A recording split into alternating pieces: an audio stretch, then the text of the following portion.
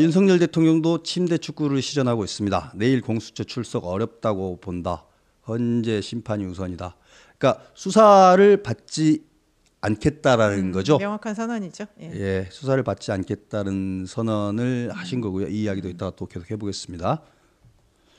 이재명 위증교사 2심 서울고법 형사 3부 배당 했는데 아마도 제가 들은 말에 의하면 위증교사 2심에서는 추가적으로 불러야 될 증인이 없답니다. 1심에서도 증인 2명밖에 없었죠. 그래서 사실상 공판 한두 번이면 그냥 끝나버리는 재판이 될 수도 있어서 이게 시작만 하면 바로 끝나버릴 수 있는 3월 안에 2심이 나와버릴 수 있는 재판인 것 같습니다. 그래서 이 재판도 귀추가 주목이 됩니다. 검찰은 이미 항소유서 진작 써서 날렸습니다. 예, 재판부 대등재판부라고 그러죠. 이 재판부를 3명의 부장판사들이 아마 하고 있을 겁니다. 그다음에 선거법 위반 2심 국소. 참. 정말 왜 이렇게 바빠. 이재명 대표는 재판이 많으니까 일도 많습니다. 선거법 위반 2심에서 이제 폐문부재, 주소불명 폐문부재 했다가 결국은 선임 안 하니까 변호사도 선임을 안 하니까 국선 변호사를 선임했습니다. 뭐 경제적으로 돈도 아끼고 좋은 생각인 것 같습니다. 이재명 대표사는 요즘 가뜩이나 변호사비 많이 들 텐데 이제는 공천도 못 주니까 변호사 사기 힘들 거예요. 그래서 국선 변호사를 쓰시는 것도 좋은 생각인 것 같습니다. 이참에 국선 변호사를 한번 사용해 보시죠. 참 부끄럽습니다. 보십시오. 이사불명 폐문부재 뭐 이거 다 해서 국선 변호인까지 갔는데 그러면서 든 시간이 그래봐야 2주입니다. 그래봐야 2주 더 썼고요. 시간은 옵니다. 그다음에 대북 송금 재판 법관 기피로 중단돼서 이게 대북 송금 그러니까 재판부를 기피 신청을 함으로써 얻게 되는 시간이 아마 2달 정도 될 거예요. 그래봐야 2달입니다. 그러니까 이것도 역시 일종의 3심제라서 1심, 2심 뭐 처음부터 기각돼 버릴 수도 있을 것 같긴 한데 어찌됐건 그래도 항소를 할 거니까 재판부 기피, 법관 기피에 대한 결정을 받기 위해서 한 2달을 더 써야 됩니다. 참 무죄라면서요. 무죄라면서 왜 기피하십니까? 무죄면 당당해야 되는 겁니다. 이러지 말기 바라고요.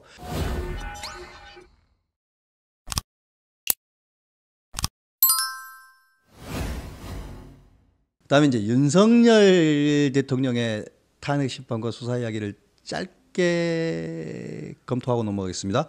일단 스케줄 관리인데 지금 오늘 석동현 변호사의 말에 입각해서 보자면 대통령은 수사에 순순히 응할 의도가 하나도 없고 탄핵 심판에서는 처절하게 법리 논쟁을 하겠다라고 지금 한 거잖아요. 쓸 시간 다 써가면서 이렇게 되면 탄핵 심판이 제때 끝날 수 있을까요? 어떻게 예상하세요? 지금 이제 헌법재판소는 계속 그거 강조하잖아요. 우리는 6인 재판으로도 문제 없다. 그러니까 일단 절차를 계속 밟겠다. 뭐 3명이 더 추가하고 어쩌고 문제는 국회에서 할 문제고 우리는 우리 일을 하겠다라고 지금 계속 가고 있고 지금 보면요.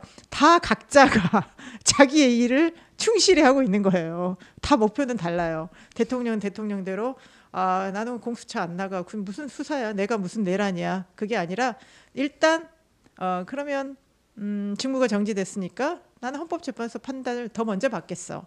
라고 일단 대통령이 오늘 선언한 거죠. 석동현 변호사를 통해서. 왜 내일 공수처 나오라 그러니까. 그리고 지금 윤석열 대통령 윤석열의 길을 지금 이렇게 가고 있어요. 가고 있고 헌법재판소는 저는 지금 어쨌든 길 잡아서 하겠죠. 이렇게 해서 뭐 그 다음에 뭐 일정상 그 안에 이제 심리가 늦어지는 건 있겠지만 본인들은 본인의 계획대로 가겠다라는 거기 때문에 뭐 저는 법에 정해진 뭐 180일 뭐 그거를 넘을 것까지는 않습니다. 뭐 그 전에 얼마나 당겨질지 모르겠지만 그래서 지금 나름 다들 열심히 살고 있는 거예요. 나는 옳다. 나의 길을 간다. 지금 가고 있는데 그게 문제는 서로 다른 길을 가기 때문에 중간에서 만나야 되잖아요. 그리고 중간에서 만나야지 그게 뭐 화해도 되고 타협도 될 텐데 일단은 따로 다 길은 출발한 것 같습니다. 그래서 헌법재판은 그렇게 갈 텐데 그러면 윤석열 대통령이 나는 헌법재판소의 판결을 먼저 받겠다. 그렇지만 그렇다고 내가 꼭 수사를 그 다음에 끝나고 받겠다라고 난이라고는 했지만 예. 그 얘기에는 수사는 최대한 나는 안 하겠다. 그러니까 동시에 하진 않겠다는 그 전략이 명확하게 보이는 것 같습니다. 그러면 지금 검찰은 빠져 있잖아요. 그럼 공수처가 이거를 끌고 갈 동력이 있을 것인가? 그러면 이제 처음부터 계속 나왔잖아요. 뭐 체포 얘기가 나왔는데 과연 또 체포 어쨌든 그래도 현지 대통령을 그렇게 쉽게 체포해서 또 할 수 있을 것인가? 그 부분도 그렇게 쉬운 문제는 아닌 것 같아서 예. 아마 수사는 조금 뭐 미뤄질 수 있을 텐데 그럼 이제 계속 여론전 하겠죠. 지금 또 오늘 우리나라가 무속의 나라라는 게 또 보여졌지 않습니까? 예. 또 무속인을 찾아가서 무슨 얘기를 하더라 어쩌라 이게 대기보살은 또 뭡니까? 예, 또 그게 나오면서 진짜 왜 나라가 이렇게 됐을까? 그러면 계속 이제 언론이나 다른 쪽이나 민주당은 그런 식의 이제 다른 얘기들을 하겠죠.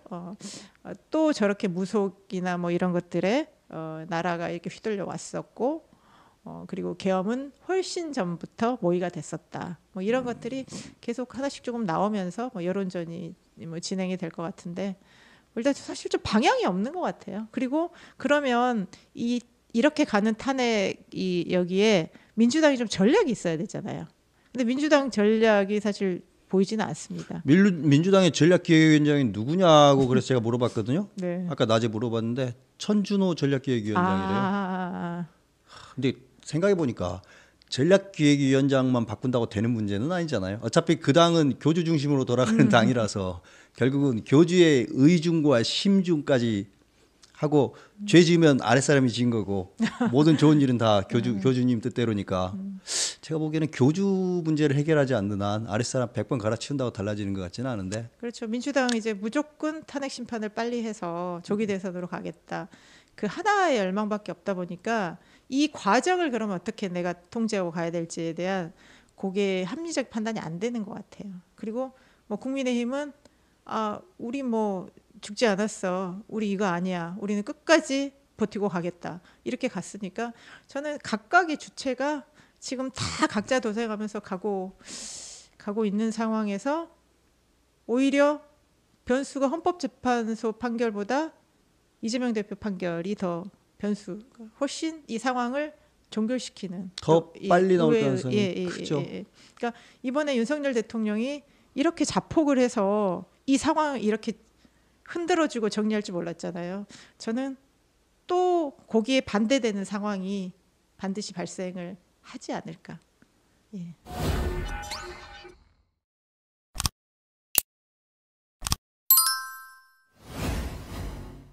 이재명 대표 재판 이야기로 마저 조금 이야기를 가보면 아까 위증교사 재판이 실제로 공판이 거의 없다. 추가적으로 불러야 될 증인이 없다고 했잖아요.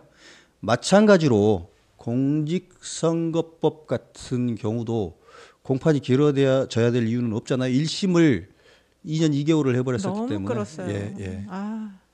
그래서 뭐 현재 예상대로 하자면 아무리 늦어도 그것도 역시 3월 안에는 판결이 나오는 걸로.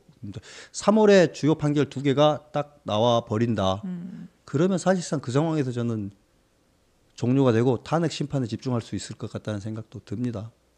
제발 좀 그렇게 됐으면 좋겠는데 근데 또 그분들은 또 그래도 3심까지 무죄를 주장하시겠죠. 그럼요. 그리고 항상 그 판을 바꾸는 또 그때는 전략을 쓰잖아요. 네.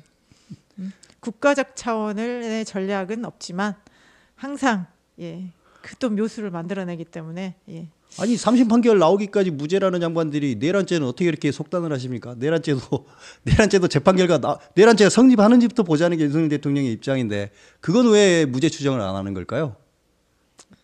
그러니까요. 뭐 제가 말해놓고도 저도 이건 좀 너무 나갔다는 생각은 듭니다. 무죄 아니에요. 그러니까 내란죄는 이렇게 돼버린 있습니다. 거잖아요. 그러니까 사람이 상대가 뭘 우기면 그러면 안 되는데 나라도 좀 제대로 해야 되는데 라고 생각을 했다가 막상 내가 그 상황에 닥치면 당신도 우겼잖아. 내가 우기는 게 뭐가 어때? 이렇게 되더라고요. 그러니까 아니 민주당 그렇게 해서 재판 지원했잖아. 그럼 나도 그렇게 해. 그리고 무죄 추정 그렇게 얘기했잖아. 그럼 나도 내란 아니야. 그리고 헌법재판소에 판결 받을 때까지 나는 내 주장을 할 수 있어. 똑같이 나오는 거예요. 그러니까 그렇죠. 우리는 그래도 국회의원이고 그래도 대통령이면 나보다는 뭔가 그 대의를 생각하고 국가를 생각해서 양보하고 그럴 것 같은데 지금 세상이 전혀 그렇지 않지 않습니까? 그렇죠. 나는 한술 더 뜨겠다는 거죠. 한술 더 뜨고 그래 두고 봐. 당신들이 하는 거 그대로 내가 돌려줄게. 한번 봐봐. 당해봐. 얼마나 징글징글한지를 양쪽이 지금 경쟁하듯이 하고 있잖아요. 그러니까 이제 국민들은 진짜 징글징글하다. 그만 좀 하라. 그렇지만 그것도 내년 상반기면 다 정리가 되지 않겠습니까? 끝나는 거고 예. 근데 그때까지 한국 경제는 아작이 납니다. 한미 관계, 한국 경제 누가 챙깁니까? 지금 환율 이야기 아까 틱택토님이 하셨던데 네. 이건 뭐 까딱 잘못하면 내일 모레 1,500원 가는 수도 있겠던데요. 네. 이거 심각합니다. 경제적으로는.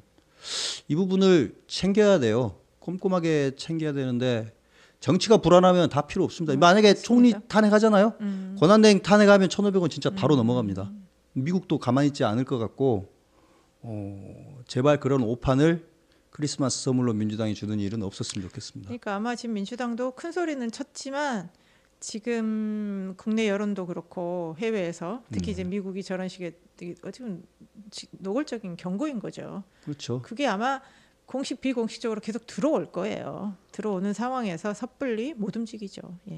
커트 캠벨 국무부 차관 입을 통해서 분명히 한덕수 권한대행에게 힘을 실었고 그리고 그보다 한 레벨이 낮긴 하지만 그 리차드 로리스를 통해서 보이스 오브 아메리카를 통해서 역시 또 권한대행에게 힘을 실었습니다. 이건 저는 명백한 미국의 네. 사인이라고 생각하고 글쎄요. 선 넘지 마라라는 사인이라고 생각합니다. 이 충고를 좀 새겨 들었으면 좋겠네요. 영웅은 원래 난세에 난다고 했으니까 그러니까요. 예. 이 상황에서 잘 어쩌면 제가 예언 비슷하게 했잖아요. 한덕수 권한대행이 원칙대로 잘 치고 나가면서 지키면 이 양반이 갑자기 영웅 될 수도 있다니까요. 스펙만 놓고 보면 대한민국 최고예요. 보세요. 국제통상 전공했죠. 한미 FTA 그때 할 때 그 통상교섭본부장이었어요. 그다음에 청와대 경제수석도 했죠. 주미대사도 했어요. 미국 통 영어도 제일 잘해요. 경제관료 중에. 그다음에 총리 2번. 완벽한 스펙 아니에요? 아니 그리고 보세요. 이 정권을 넘나들어서 살아남았다는 거는 김대중, 뭐 노무현 어쨌든 간에 대단한 처세술. 그렇죠. 대단한 처세술인 거죠. 예. 그래서 저는 오늘 총리가 이 침대 축구를 하면서 이거를 국회에 미는 거 보면서 이것도 이런 고도의 정치적 수를 쓰는구나. 약간 놀라웠어요. 그래서 이게 학습 효과구나. 야당이 그러니까 윤석열 대통령도 그러고 이제는 총리까지 그렇구나. 그래서 다들 나 몰라라.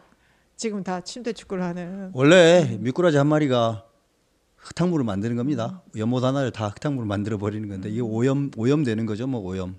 정말 오염원만 딱 제거해가지고 분리수거하면 다시 깨끗해질 수 있다고 믿고 싶습니다. 네.